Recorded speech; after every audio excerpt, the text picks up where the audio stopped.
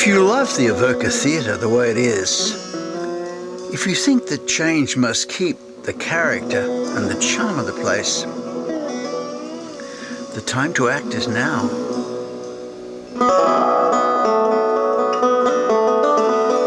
We've made the heritage case for you, that the theatre is the last of the last. We've made the parking case too. Where are the extra people going to park? It's already at capacity. People will then be up in arms and say, we can't park, what's going on, and everything like that. And the pressure will be there all of a sudden to build deck parking out the back. Deck parking? Well, what other solution might there be? Now we have to address the business argument, because it's business problems, we're told, that are driving change. The hardest business is the hardest business, and I respect that. At this public meeting, the overwhelming desire was for a smaller scale development, for just one more screen at the most, and units at the back to pay for it. And that's exactly what we proposed 8 years ago when we went through this the first time round. One more screen in harmony with the original. But co-owner Norman Hunter didn't address that idea. Instead, he got up to tell us that his single screen was a dinosaur and that nothing less than 5 was needed for the business to thrive. I prefer not to be filmed, actually, Mike. Well, if you've been to a well-attended movie, been on that lawn, on a cold winter's night even, waiting to get into a concert or a show, you might wonder how that can be true. It certainly doesn't feel like a dinosaur. Sometimes more like a cash cow. It's much better than the big cinemas. More personalised. I think it's the best theatre on the Central Coast. We love Avoca Theatre. I first realised that charm could mean money at this concert in the early 2000s. It was fun to calculate that the theatre took about $10,000 that night.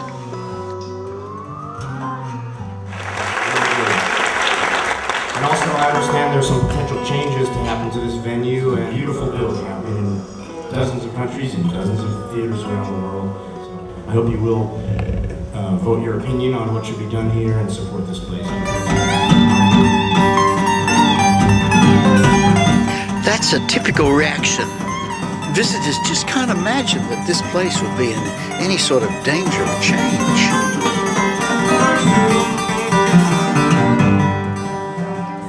Those were the years of free tea and coffee, and the man in the white tux who always sat at the piano on stage. Linda Hansen owned the business then. How did she survive, I wondered, if the single screen was such a curse? I went looking for Linda and found not just her, but the man in the tux too. Linda, you ran the Avoca Cinema for quite a while, for about 10 years, I think, didn't you? 8.5 years we ran the cinema for.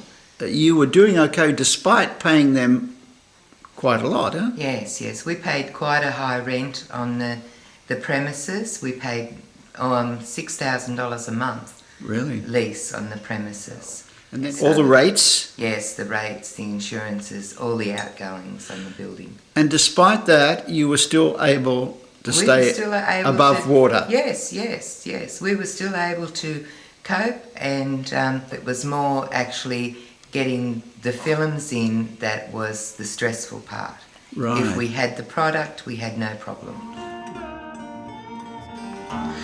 If Linda did okay, how come the Hunters can't, with their extra goodies, their liquor license and the bric-a-brac that they sell?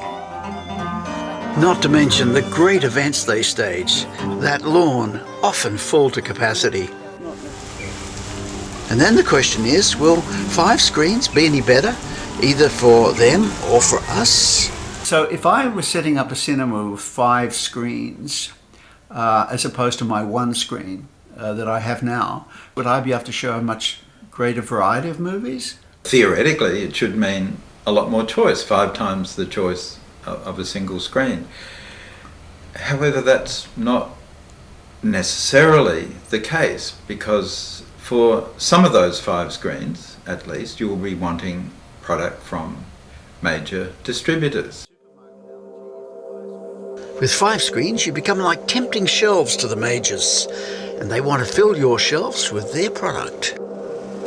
And the hold over you that they have is that films aren't coming like this on 35mm anymore, but on a thing called DCP, which must be shown on these incredibly expensive projectors, which you'll have to put into every one of your screens. It's a big, big investment. It could be $100,000 or a lot more. And if they have 5 screens, it'll be that for each one. Exactly. The pressure will be to equip all your 5 screens that way. You won't be able to say, okay, we'll just do 2 that way. No, I think you'd probably have to do all the 5 screens the same. Because you'd want to be able to move things between them. Basically. Yeah. And then, of course, the question is... But how do you pay for it? You pay for it by taking the blockbuster movies that the majors want you to take, and by putting them on your biggest screens. Your art house movies? Well, they may find themselves out the back. So a cinema is going to find itself caught between a rock and a hard place, between their art house aspirations and community on one hand and the industry on the other. Which has tough rules on the number of session times and the number of screenings that you must follow.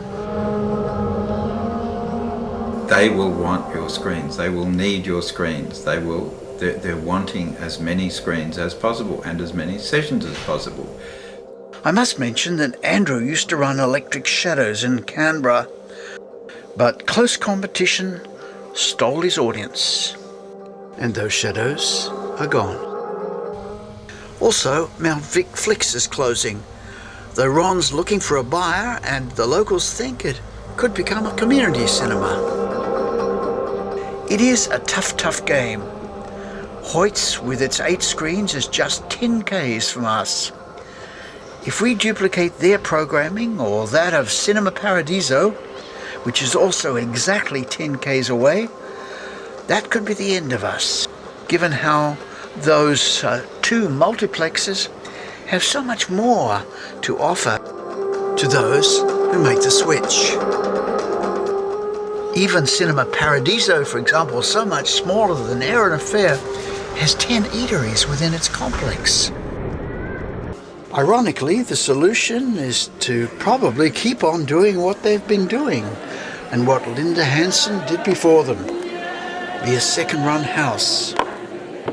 Bonsoir, mesdames. Bonsoir, messieurs. I checked out a local video store and found that in the last year, Avoca has shown every single one of the newish art house films that they have on the shelves. Shown them, I guess, after first run was over. You get out of the first release loop, the first release drug of a film that is brand new and on it 50 other screens in Sydney or 100 other screens in Sydney. If you get away from that narcotic and you start programming older films, films that were in release, 3 not 4 much months before, older. No, that's right, or very old, can have an enormous amount of fun. It'd be great fun. That's the sort of cinema I would go back to running. You know, I think that screens like this are not the past, but the future. Now you have jazz, Messrs. Hall and Young.